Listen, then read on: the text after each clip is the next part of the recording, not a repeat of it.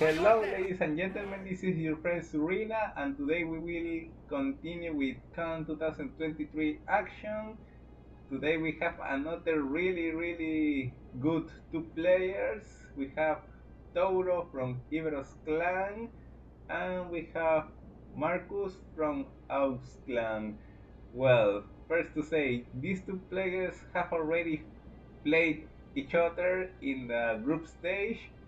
That time Touro managed to win 2-1 against Markus, so let's see if Touro can repeat that or Markus will have his revenge in this matchup.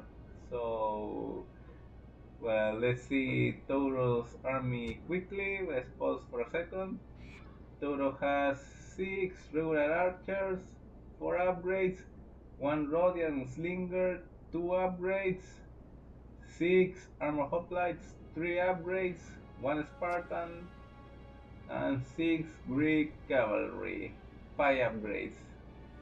Well, first to say, to be honest, I don't understand the purpose of the Spartan unit, of the Rhodian slingers, to be honest. Touro told me that the Spartan is to help the cavalry in the fight, but that doesn't convince me so much because Hispania, in theory, must bring very few or even none infantry at all. So the armor hoplites should be more than enough to help the cavalry. The Ren Slinger also don't convince me, but maybe instead of these two units, some militia cav and more upgrades to the hoplites would have been better. But well, the Touro already decided to pick this army, and let's see how he use it. Well, let's pause because Markus' army already appeared. And you see Markus is covering so much terrain. He wants to have the most angles to shoot as he can because you see he has 6 slingers and 2 Valeric slingers, the Valerics with 2 upgrades, and the regular slingers gold, I imagine just gold. He has 2 of round shield cavalry, gold, and 6 long shield cavalry. I think, no, it's gold. I thought it was 5 upgrades, but no, it's gold. And his infantry is 2 bull warriors and 1 scutari. As I mentioned, very few infantry. Really surprised me, even those 3 units, but let's see how he used them. The general is here on the left flank. Well, what to say at first sight? Well, Touro usually likes to focus on the enemy missile units, even just exchange them for his own archers, because the idea of that strategy is to make a box when the enemy doesn't have enough missiles to kill his infantry. But the problem is that he doesn't have really a strong cavalry to kill the slingers. He is outnumbered 6 against 8, and the enemies are already better, but they are gold against 5 upgrades from Greek cavalry. And according to his formation, Touro will try to keep his army as together as possible. So I don't see much opportunity for him to catch the units with the cavalry. They are all well protected by Markus cavalry. Let's put triple because apparently any of the players will try to do much at the beginning. As I mentioned before, you see the Spartans are here with the cavalry to support them, but let's see if they can give a proper support. Markus is moving slowly. in theory, he is the one who wants to start missile fight as soon as possible. He has the advantage, 8 against 7, and even in upgrades. Remember that the regular archers has only 4 upgrades, I guess. And also, as you can see in this deployment, they are more vulnerable to the slingers that are so extended. So the slingers will suffer far less casualties during an exchange than the archers, but the advantage for Touro in that sense is that he can absorb some of the enemy missiles with the armor hoplites. They are really good infantry in defense. But let's see, still nobody wants to make any move. Markus is just extending his formation to focus all of the angles as possible. And you see more than half of the replay and nothing interesting has happened, so that means that the party, when it starts, it will go very crazy. And apparently it's starting. Markus is advancing his slingers. Maybe I mentioned that it can repeat a situation like in Echo versus Zero video. Remember when the slingers get too close to the enemy formation, close enough for the cavalry to just advance and attack them with the support of the infantry? But I don't know, it's a bit risky, the cavalry is close enough. And also this time we are talking about Greek cavalry, not Praetorians, so... But yeah, the infantry support can be useful, but as I mentioned before, he decided to just use the infantry to protect his own missile units from the rocks of the slingers. Remember, the slingers shoot right to the front, not above the units, so yeah, the hoplites will absorb a good number of the rocks. Markus is already sending his cavalry to behind Touro's lines. He has 4 of his units there. Touro will try to attack, but Markus just retreats. He knows the Spartan unit is there, but there you see Touro left and spot open his formation, and Markus took advantage of that and killed immediately an archer unit. Touro will try to defend, but this unit just ran away. Here only 2 men die, so no big deal. You see, Markus intercepted these units, but Touro managed to pull them out. He will continue chasing. Maybe the first important fight will start here. More fight here, more cavalry dead. So we try to attack, but as I mentioned, you see the Spartan units can't follow the rhythm of the battle. They intercepted the Hispanian cavalry, and you see the Hispanians are running away, but he's sending more units to the fight.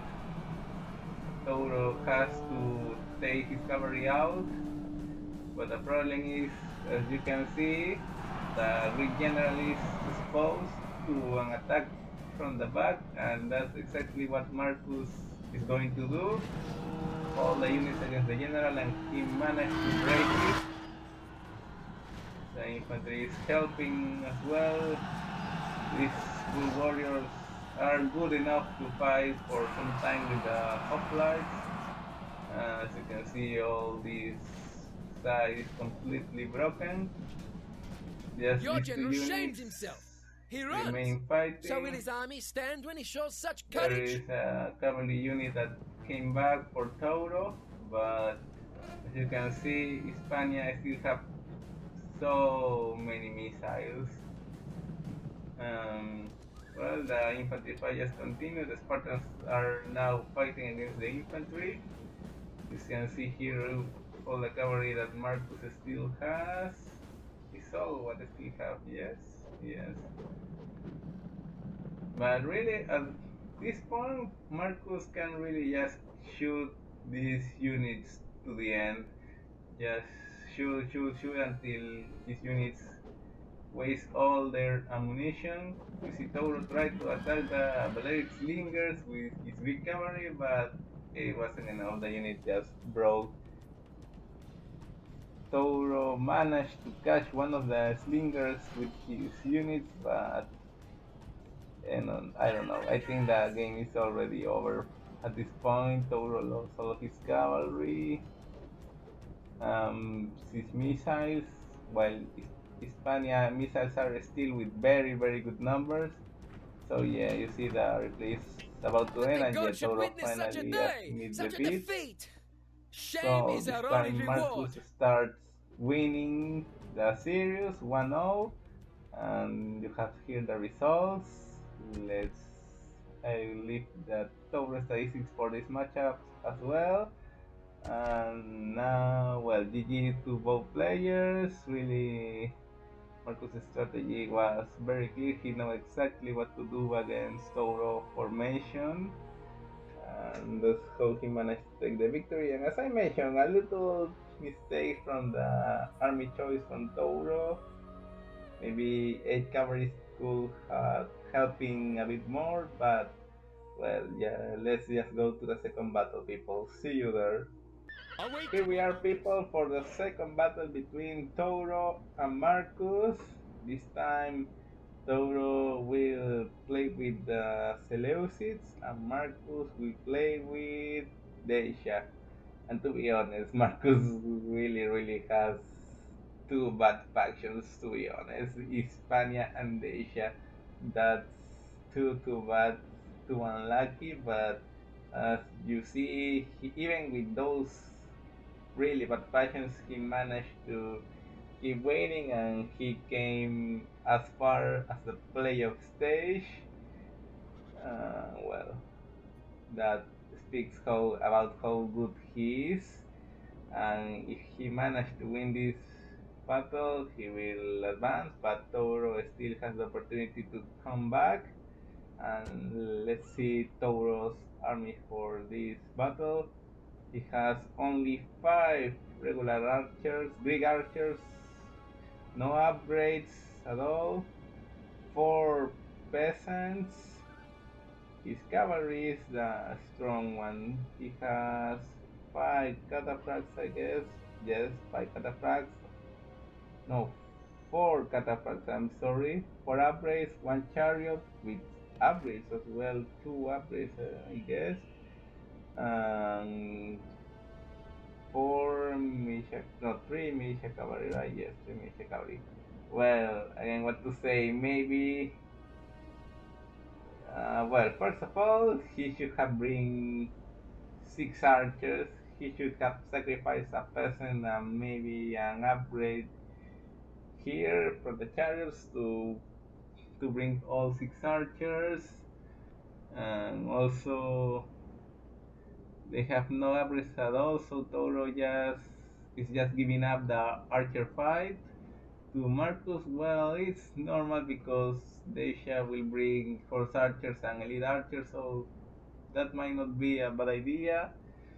Um, he only has 1 chariot because the rules of the CoN specifies that in this matchup Seleucids can only use 1 chariot. That's why we see more cataphract horse. Well, the militia cavalry is obviously are for kill horse archers and then chase enemy archers. But Touro needs to have this chariot as far as possible of the Dacia archers, especially the chosen archers that we all know have a very very long range. The peasants, there's too many peasants in my opinion, but obviously they can absorb fire from the enemy archers and the horse archers as well, so yeah, they can work. Well, spot because again Markus' army has already appeared. Again, Markus has all his units very depleted to cover more terrain and have better angles to shoot. Well, Dacia, nothing weird. Two Egyptian mercenaries, I imagine 3 upgrades. Two chosen archer warband, as I mentioned, 3 upgrades. 6 archers, gold. Two peasants. Then we have 6 barbarian noble cavalry, gold. The general here. Um, 1 dog unit. Yep, only one. Yep, only one. No infantry at all for any both of these players. Both of them decided to not bring any infantry unit. Well, considering Touro already has the archer warlords, he should just rush immediately against Markus. But the problem is if you send cataphracts to chase archers, they will get tired very soon.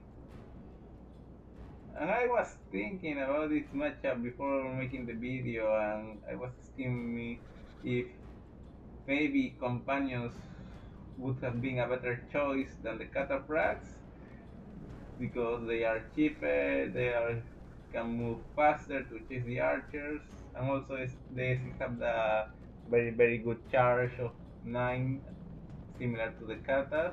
So maybe I was thinking that companions could have been a good choice in this matchup, but Touro prefers to secure the quality advantage against the barbarian noble cavalry, so totally understandable why he preferred the cataphracts. Now he's sending the militia cavalry against the host archer of this flank. In the other flank, he just leave the peasants to distract the unit, but now he's sending one militia as well. And as you can see, the rush just coming. He will go for the peasant unit first. He's trying to keep his archers as close of his cavalry, he can. Since the peasants also supported the rush, the dogs are released, but these are cataphracts. I'm not sure how much damage they can deal to them. Touro will just keep running forward. No, really no, that unit run away. There is some action here. Touro lost one militia, but the general is here and the chariots are coming, so maybe Touro can catch the general. There is one horse archer as well. More units dying. Those ones are peasants. Yeah, no big deal. Peasants as well. Touro just keep chasing.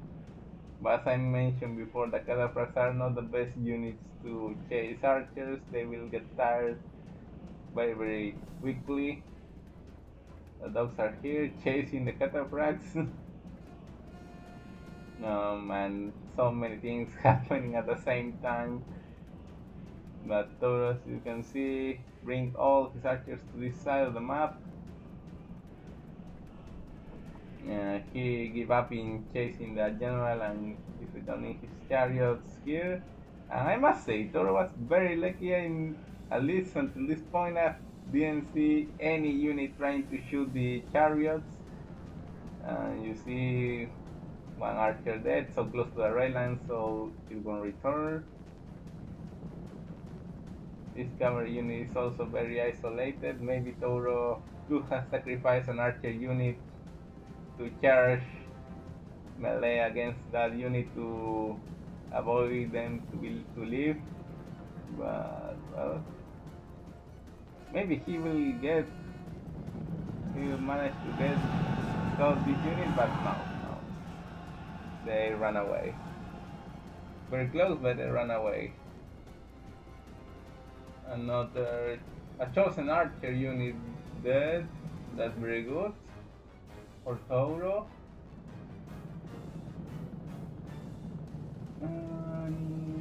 Yeah, this unit is separate, is away from the other three.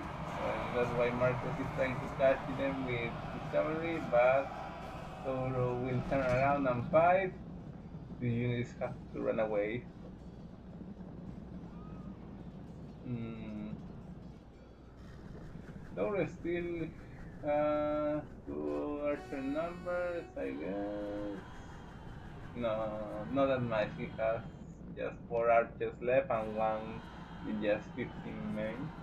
Markus still has his two horse archers. Uh, well, not many archers for him either. One, two, three. Oh, there was a fight right here. I didn't see it, sorry.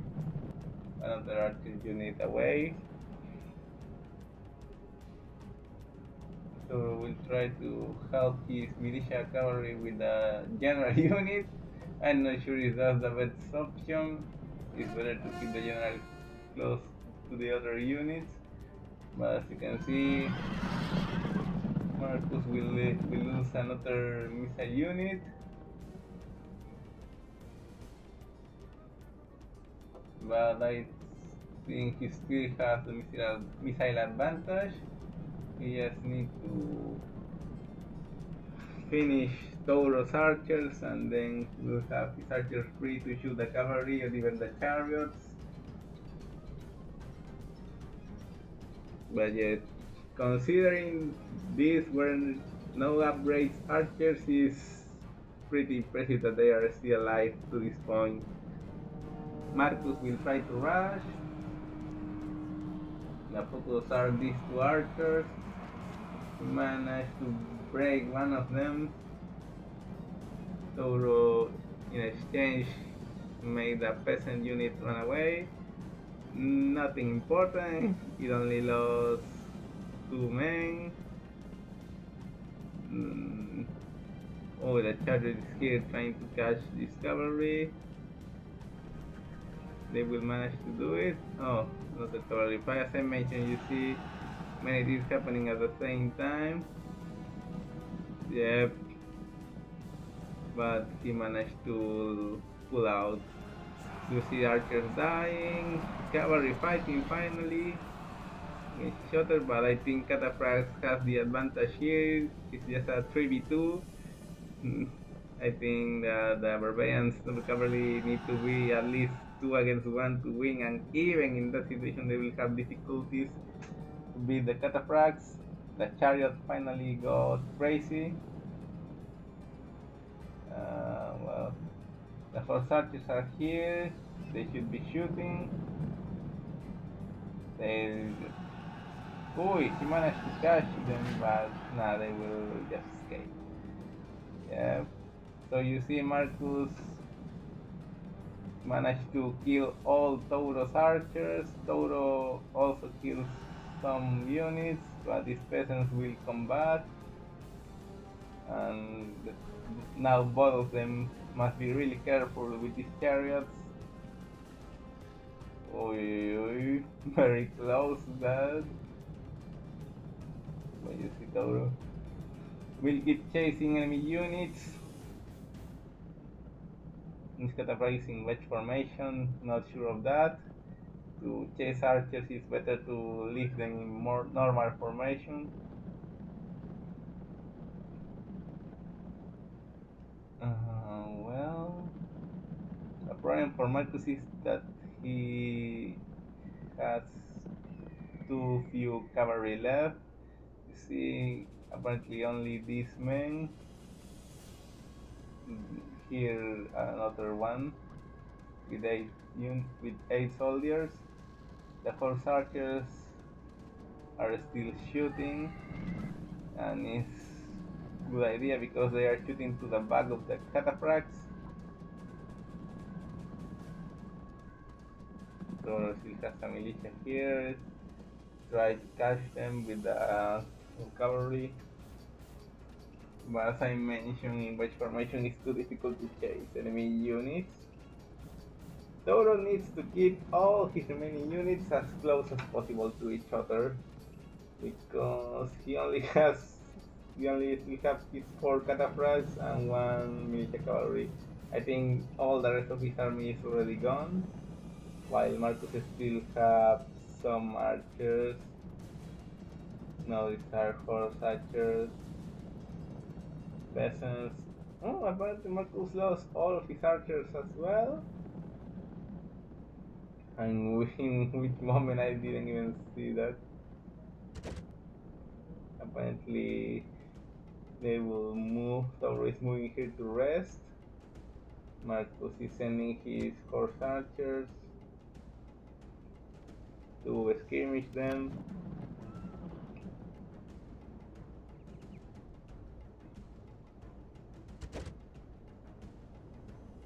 The chariot is doing much movement here, but no, Markus units are not at risk to get gone.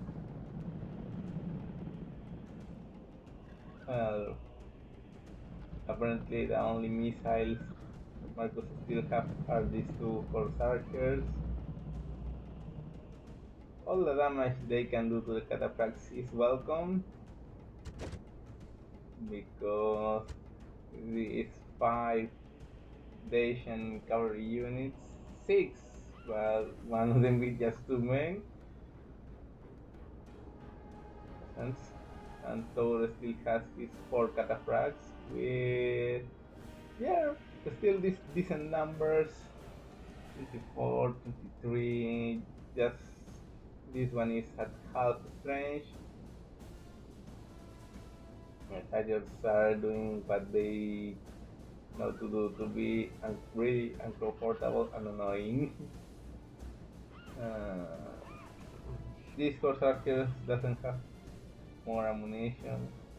Yeah, they are all with their knights. No, this one still has ammunition apparently.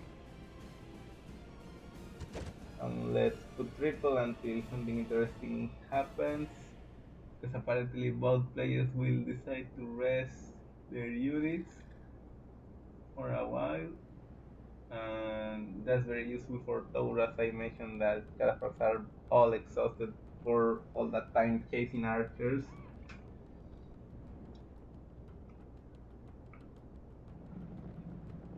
Just none of them decide to make the final move.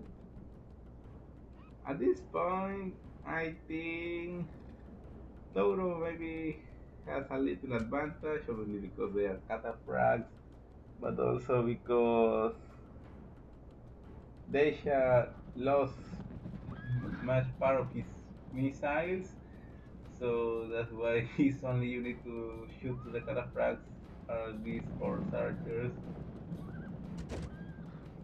As I mentioned before, losing the archers was not that problem for Touro, but for Markus was crucial. Touro already knew he will lose that fight, that's why he decided to bring no upgrades and even 1 archer less compared to the usual. Markus will try to chase this unit, but I'm not sure it will be useful because his units are also tired and they are getting too close to Touro's cavalry. But even more, Touro can maybe attack to this side because this other side may take some time to arrive to help. Touro is changing his formation to wedge formation, I think. Yeah, you see the final charge comes here. They just get tired of waiting and the final fight already started. One cataphract is gone. Even the 4 touches are entering to the melee fight. But this militia unit is coming as well. And you see the Asia units are all breaking. The enemy general flees. Even Press without forward the so that the general spirit of dying, his army is a general ran broken away at the tool. last moment. So yeah, it's quite good luck to be honest. And let's see all the units that die in this spot in so few times. Well, Markus, I think he doesn't have any more units except for those two war dogs, but obviously they are not useful anymore. This is a And victory you fit see for the gods, Markus a had day missed of the seed, triumph and to mark with Touro a song or managed two. to tie the score 1-1.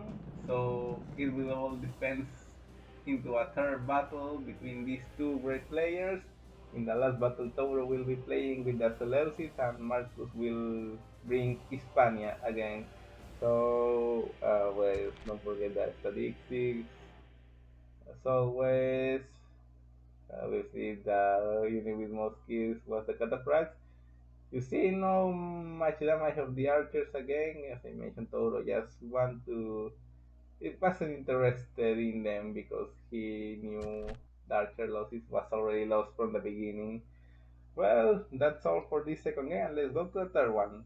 See you then. Welcome, welcome people to the third and final game between Marcos and Touro. This one will decide everything, who will advance and who will go home. And as I mentioned before, is Seleucids again for Touro versus Hispania from Marcus. Let's see Touro's army. This time he did the right decision and bring 6 archers. No upgrades again, but they can resist. So they can resist more compared to just 5 archers. 3 peasants. As you see, exactly what I said in the previous video, to sacrifice 1 peasant for 1 archer. Uh, 5 cataphracts again for upgrades. Yeah, basically exactly the same army he brought to the previous battle. 2 militias, 1 chariot. The only difference are the extra archer and that he decided to bring 1 more cataphract this time instead of 2 militias. It makes sense because now he's facing Hispania. Against Hispania is very difficult to use the Yapka because the enemy will have slingers and rocks destroys Yapka or horse archers. It's very easy to kill them with that kind of units. So yeah, finally last Marcus army appears. And same than the previous battle. Well, no, not that much. Marcus this time has his units a bit more closer to each other, but it's basically the same. 2 barbaric slingers, 6 basic slingers, 2 round shield cavalry, 6 long shield cavalry, and the infantry this time is 2 bull warriors and 2 dogs. Well, considering Seleucids didn't bring any infantry at all, I don't like, to be honest, the 2 bull warriors. I think more dogs would have been far more useful.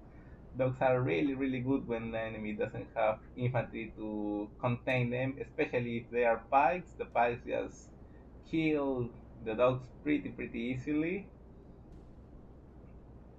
So those 2 bull warriors, I'm not sure how much they can do, even more with them having no upgrades at all.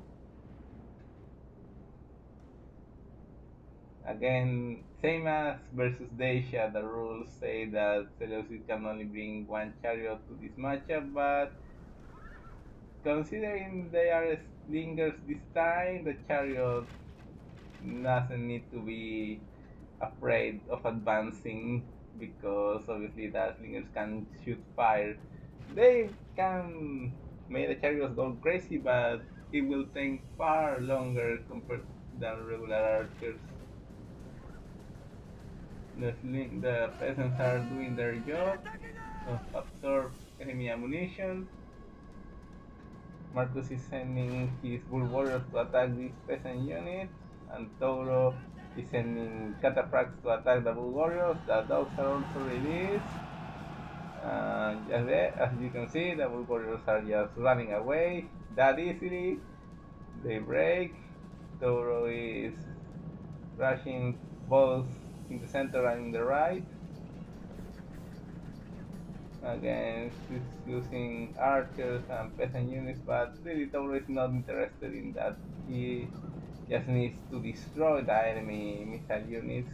It doesn't matter so much if he loses his own in the process.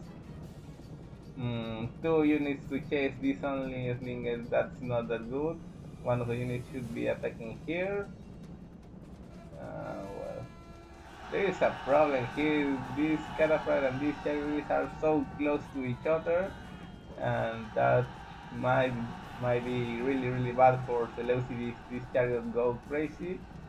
But as I mentioned, without archers here, it is not that probable that they do. But the cataphract unit got caught, and the chariots die. Right? There is no more chariots left. Well, incredible. With light cavalry, Markus managed to beat that chariot unit. And as you can see, this is a total disorder. There are things happening everywhere, especially in Tauro's left flank. He managed to kill many missiles. And as this, a militia fighting the Balearics. I'm not sure if militia can beat Balearic slingers, but there is cataphract coming. As you can see, this was a total disorder. Hispania infantry doesn't exist anymore. Touro still has peasants, a couple of archers. I think maybe just one archer unit. While in Markus side we see the dogs without the dogs now. Some good cavalry numbers. Yeah, I think he still have all his 8 cavalry units, right? 1, 2, 3, 4, 5, 6, 7. Maybe 7 of the 8. No, this is the 8 one. No, you see, Markus still has all of his cavalry in the game. This one is 2 damage, but not that problem. The Touro just reorganized the rest of his army. He has to wait his 2 cataphracts to arrive to do any movement. I think it's a caravan and a militia cavalry, yes, but a militia cavalry has only 4 men. Well, at this point, it seems very good for Markus, to be honest. Markus still has all of his cavalry units, he still have a decent number of missiles, including the Balearic slingers. Well, one of the Balearic slingers.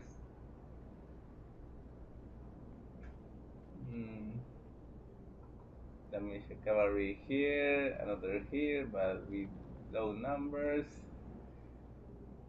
Markus needs to reorganize all his remaining units and start to exchange shoot by shoot with the archers.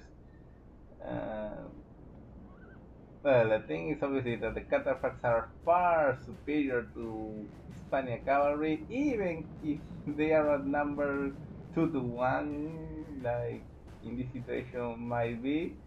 But the thing is Hispania managed to kill the Seleucid archers, and they still have ammunition in their own units. They can start to shoot in the cataphracts.